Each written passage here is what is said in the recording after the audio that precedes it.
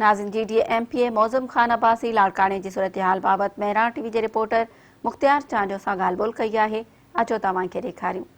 जी नाज़रीन, ये रस्म अगर मौजूद है MP मौज़म ख़ान अब्बासी अचो तो उन्हनि सां लाड़काणा अवामी इत्तेहाद जी जेका रिसेंटली मीटिंग कोठाई हुई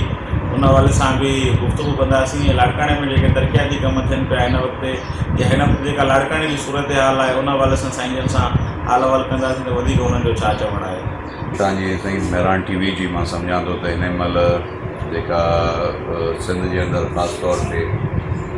सियासत में हिकिड़ी पंहिंजी जमूद आहे, स्टेटस को आहे, उन जे ख़िलाफ़ पंहिंजो ऑल्टरनेट जे तौर ते 2015 में लाड़काणे अवामी इत्तेहाद जो बुनियाद पंहिंजे वालिद मरहूम हाजी मोहम्मद अली भाई साहब जन सरदार मुमताज़ अली खान भुट्टो साहब जन सां पंहिंजो सलाह सां हिन जी बुनियाद विधऊं ऐं 18 जी इलेक्शन में उहो इत्तेहाद काफ़ी मैच्योर थी वियो ऐं पंहिंजो 18 जी इलेक्शन ऐं 19 जी बाई इलेक्शन मां सम्झां थो त उहा जेका अल्लाह पाक जे तरफ़ों मदद हुई ऐं पंहिंजो लाड़काणे अवामी इत्तेहाद जी दोस्तनि जी महिनत हुई, जंहिंजे करे असांखे 2019 जी बाई इलेक्शन में गवर्नमेंट जे ख़िलाफ़ जंहिंमें सॼी जो सॼी मशीनरी इस्तेमालु थी। हाणे जी जेका सूरत हाल आहे, अॻिते ईंदड़ बल्दियाती चूंडूं हुजनि या इलेक्शन्स जनरल इलेक्शन, अञा ताईं त का ख़बर न आहे त बल्दियाती चूंडूं अॻे थियनि थियूं या जनरल इलेक्शन अॻिते थियनि। हिन महिल पंहिंजो सॼे मुल्क जे अंदरि सियासत में काफ़ी जेको आहे सो आहिनि मामला ऐं पॉलिटिकल शयूं स्टेबिलिटी ॾिना आहिनि, थोरियूं जेको आहे सो शयूं पॉलिटिकली ॾाढियूं जेको आहे सो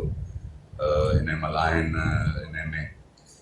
मां सम्झां थो त वक़्त जी बि ज़रूरत आहे। किथे दोस्तनि वटि इहा ॻाल्हि थी त कोई नओं इत्तेहाद आहे, नओं इत्तेहाद न आहे, ऑलरेडी इहे इत्तेहाद पंहिंजो एग्ज़िस्ट करे पियो। हिन महिल असांजी इहा ई जेका सलाह थी, जेका आख़िरी मीटिंग थी, त हिन इत्तेहाद खे असां वसी कयूं। पहिरें फेज़ में असां कंबर शिदातपुर जे दोस्तनि सां सलाह करे ऐं उन खां पोइ असांजो इहो ई इरादो आहे त हिन इत्तेहाद खे असां डिविजनल सतह ते या